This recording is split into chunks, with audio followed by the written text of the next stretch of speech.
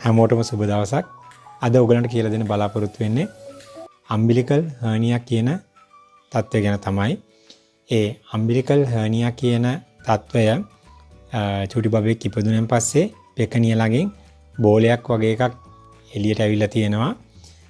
ඒක ගොඩක් අම්මකලට ඇත්තටම ඒක ගොඩක් තැති ගැස්සෙනවා, බය හිතෙනවා මේක දැක්කාම. මේක හොඳ වෙයිද නැත්නම් මේක දිගටම තියෙයිද, අපි මේකට ඔපරේෂන් කරන්න ඕන වෙයිද නැද්ද කියලා අන්න ඒවා ගැන කියලා දෙන්න තමයි අද අපි මේ වීඩියෝ එක කරන්නේ. එහෙනම් වීඩියෝ එකත් එක්ක එකතු වෙන්න.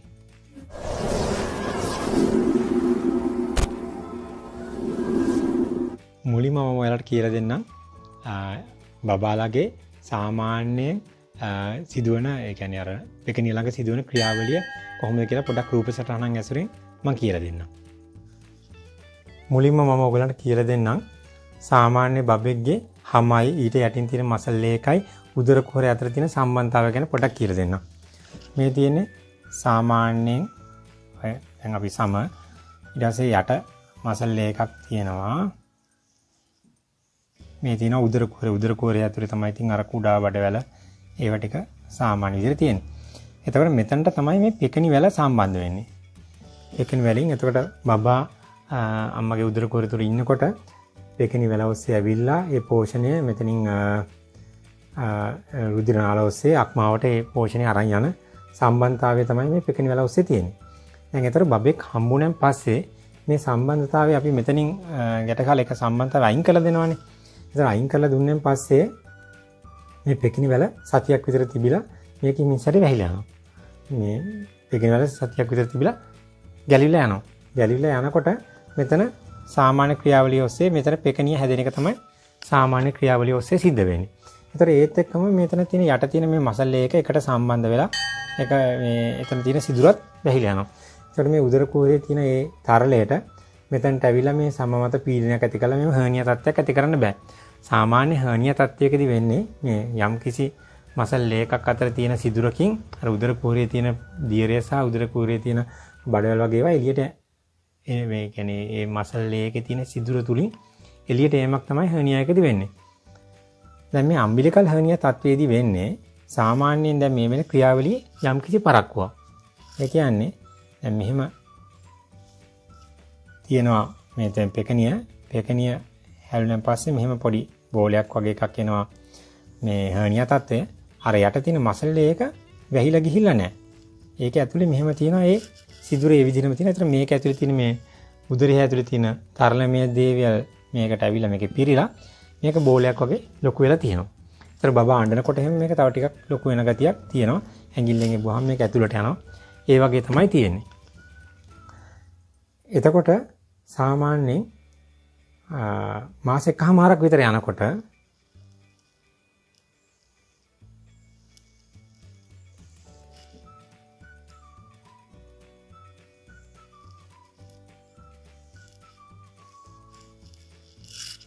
මෙතන තියෙන මේ සිදුර ටික වැහි එනවා. දැන් මාස එකමාරක් විතර. මාස එකමාරක් විතර යනකොට මේ සිදුර මේ තිබුණට වඩා යම් ප්‍රමාණයක් මෙතන වැහිලා තියෙන්නේ. හැබැයි මේ බෝලේ ඒ කියන්නේ හර්නියා තත්ත්වය ඊටත් වඩා ලොකු වෙලා තියෙන්නේ. ඒ අර බබා ලොකු වෙනකොට යාට තියෙන මේ ශක්තිය වැඩි වෙනවා. ඒතර ඒ මසල් එකත් හැදෙන හින්දා පීඩනය වැඩි වෙනකොට මේ තරලය මේ උදර කුහරය තුල තියෙන තරලය වැඩියෙන් මේකට පිරලා මේක ටිකක් ලොකු වෙනවා වගේ පේනවා. ඒතර අම්මලා හිතනවා එන්න මේ හර්නියා එක වැඩි වෙනවා කියලා. ඇත්තටම මෙතනදී මේ මසල් එක වැහෙන හින්දා හර්නියා එක වැඩි වෙනවා වගේ පෙවුනට ඇතුලේ මේ සිදුර ටික බැහී යාමක් තමයි සිද්ධ වෙන්නේ. ඉතින් අර මේ එතකොට ඉතින් ඒකින්ද ඒකෙදි බය වෙන්නේ නැතුව මොන හරි ප්‍රශ්නයක් තිබුණොත් ඒ වෛද්‍යවරයෙක් හම්බෙලා ඒක කතා බහ කරන්න ඕනේ. ඊළඟට ඊට පස්සේ වෙන ක්‍රියාවලිය මම පොඩ්ඩක් කියලා දෙන්නම්. සාමාන්‍යයෙන් අවුරුදු එකමාරක් විතර යනකොට මේ තියෙන්නේ පෙකණිය මේ තියෙන යට තියෙන මසල් ඒ දෙක සම්පූර්ණයෙන්ම එකතු වෙලා මේ සිදුර සම්පූර්ණයෙන් වැහිලා ගිහිල්ලා මේ උදර කුහරයත් එක්ක තියෙන මේ සම්බන්ධතාවය නවත්තලා දානවා. එතකොට මෙතනින් ඇතුලෙන් එන කිසිම දෙයක් මේක ඇවිල්ලා මේ පෙකණිය මත පීඩනයක් ඇති කරන්න බෑ. එතකොට මේක අර බෝලේ වගේ ගතිය නැති වෙනවා. මේ සාමාන්‍යයෙන් අවුරුදු එකමාරක් විතර යනකොට මේ තත්ත්වයටපත් වෙනවා. එතකොට මේ තත්ත්වෙට මේ අවුරුදු එකමාරක් දෙකක් තුනක් විතර යනකොට ආවේ නැත්තම් තමයි අපි අවුරුදු 4කින් විතර ශල්‍ය කර්මයක් කරලා මෙතන මේ තියෙන මේ මසල් එකේ තියෙන මෙතන සුදුරක් තිබුණොත් ඒක හදලා මේ ඒ තියෙන සම්බන්ධතාවය අයින් කළා දාන්න. ඕක තමයි සාමාන්‍යයෙන් අම්බිලිකල් හර්නියා එකක තියෙන යන ක්‍රියාපටිපාටිය. එතකොට දැන් මෙතනදී අපි අවුරුදු 4 වෙනි ඔපරේෂන් එක කරනවා කිව්වේ. අවුරුදු 4ක් යනකම් මේ බබාව නිරීක්ෂණය කරන්න ඕනේ මොනවා හරි ප්‍රශ්නයක් තියෙනවද කියලා. දැන් අපි බලමු ඊළඟට මේකේ ඇති වෙන්න පුළුවන් සංකූලතා මොනවද කියලා. මේවා බොහොම කලාතුරකින් වෙන දේවල්. මේවා සාමාන්‍යයෙන් වෙන්නේ මේවා අර අනිත් හර්නියා වලදී නම් වෙනවා. නමුත් අර 99.9%ක්ම මේ විදිහට මේ සිදුර වැහිලා යාමක් තමයි සිද්ධ වෙන්නේ. නමුත් කලාතුරකින් මේ සිදුර වැහිලා යන්නේ නැතුව දිගටම පවතින ඉඩ තියෙනවා. මෙහෙම හර්නියා එක තියෙනවා. මෙහෙම මසල් එක යට පොඩි සිදුරක් එක්ක තියෙනවා. මෙතන කුඩා බඩවැල තියෙනවා.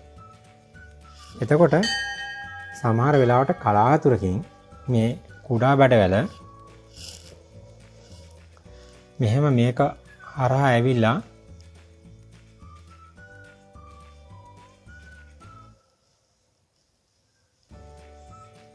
මේක අර බෝලේ වයිකට සාමාන්‍යයෙන් එන්න පුළුවන්. නමුත් මෙතන ප්‍රශ්නයක් වෙන්නේ නැහැ. නමුත් මේ ඇවිලි වල මෙන්න මෙතනදී මේ මෙතනින් හිර වෙලා මෙතන අර මේ කුඩා බඩවැලේ intestinal obstruction ඒ කියන්නේ කුඩා බඩවැලේ අවහිරතාවයක් ඇති වෙන්න පුළුවන්. එන්න මෙතන මේ හිර වෙලා අවහිරතාවයක් ඇති වුණොත් එහෙනම් මේ අපි කන කෑම මේ පල්ලෙහාට යන්නේ නැහැ. මොකද මෙතනින් අවහිරතාවයක් ඇති වෙලා තියෙන්නේ. එතකොට බබාට වමනේ ගිහිල්ලා උණ ගතියක් ඇවිල්ලා බබා ගොඩක් හඬනවා. ඒ වගේම මෙන්න මෙතන රතු වීමක් සිද්ධ වෙනවා. අන්න ඒ වගේ වුණොත් තමයි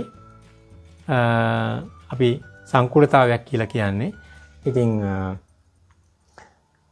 ඒ වගේ තත්ත්වයක් කියන්නේ බොහොමත්ම කලාතුරකින්. ඒ වගේ දෙයක් ආවොත් තමයි අපි වෛද්‍යවරයෙක් හම්බෙලා පෙන්නලා ඊට අදාළ ක්‍රියාමාර්ග අරගෙන ඒකට මොකක් හරි කරනවා නම් කරන්න ඕනේ. ඒක එන්නේ බොහොම කලාතුරකින්. කවුරුත් කිසිම කෙනෙක් මේ වගේ දෙයක් එයි කියලා බලාපොරොත්තු වෙනවා. නමුත් අවුරුදු 1කමාරක් 2ක් 3ක් විතර යනවනේ මේක වැහිලා සම්පූර්ණ මේවා වෙන්න. ඒ අතරතුරේ මේ වගේ දෙයක් එනවද කියලා අවධානයෙන් ඉන්න. එච්චරයි ඕගලන්ටෙන් බලාපොරොත්තු වෙන්නේ. ඒතර එහෙම දෙයක් වෙලා එහෙම ප්‍රශ්නයක් ඇති වෙන්නේ නැත්තම් ඕගලන් ගොඩක් වෙලාවට ගැටලුවක් ඇති වෙන්නේ නැති මේ වැර තුවාල එන්න පුළුවන්. කොහේ හරි වදිනවා ඒවා මේවා හින්දා ඒවා වෙන්න පුළුවන්. ඒ වගේ આવොත් දෙන්නන්න. එයාන ප්‍රධාන සංකූලතාවයකට එන්නේ මේ බඩවැල මේක තුලින් ගිහිලා ප්‍රශ්නයක් ඇතිවීම තමයි ප්‍රධාන සංකූලතාවයකට තියෙන්නේ. අද එහෙනම් ඔයගොල්ලෝ අම්බිලිකල් හර්නියා කියන තත්ත්වය ගැන මම හිතනවා හොඳ අවබෝධයක් ලබා ගන්න ඇති කියලා. මෙතනදී මම ඔයගොල්ලන්ට කියලා දෙන්න බලාපොරොත්තු වෙන්නේ මේකේ සාමාන්‍ය මේකෙදි සිදුවන සාමාන්‍ය ක්‍රියාවලිය සහ ඒකෙදි සිදුවේ හැකි යම් කිසි සංකූලතා තත්ත්ව සහ කොයි වෙලාවටද ඔයගොල්ලෝ වෛද්‍යවරයෙක් හම්බෙලා ඒකට නිවැරදි ප්‍රතිකාරය ගන්න ඕනේ කියන එක තමයි. I think මෙහෙම කිව්වට දැන් ඔයගොල්ලන් මොනවාරි බබාට මොනවාරි ප්‍රශ්නයක් හරි මොනවා හරි දෙයක් තියෙනවනම් අනිවාර්යයෙන්ම ඔයගොල්ලෝ වෛද්‍යවරයෙක් හම්බෙන්න ඕන. හම්බෙලා ඒ අදාළ උපදෙස් ගන්න ඕනේ. අවශ්‍ය වෙලාවට කරන්න ඕනේ මොකද්ද කියලා. ඉතින් මේ දැන් මේකෙදි ගොඩක් රට අපි ඉස්පිතාලෙන් බබා එනකොටමත් අපි වෛද්‍යවරයෙක් කියලා එවනවා මේ පුතාට මේ වගේ දෙයක් තියෙන්නේ බය වෙන්න එපා අම්මා මෙහෙමයි කියලා කිව්වට අපිට ඉතින් අපේ බබා ගැන අපි ගොඩාක් මේ අවධානයෙන් ඉන්න හින්දා අපිට යම්කිසි චකිතයක් ඇති වෙනවා මේක ඇත්තටම හොඳ වෙයිද නැද්ද මොකද කරන්න ඕනේ ඔපරේෂන් එක කරගන්න බැරිද කියලා බය. ඉතින් ඒ හින්දා තමයි මම ඔයගලන්ට ඒ තියෙන සැක සංකයින් වෙන්න තමයි මේ වගේ වීඩියෝ එකක් කරේ. ඔයගලන්ගේ මොන හරි සැකයක් තියෙනවා නම් ඒක අයින් කරලා යන්න.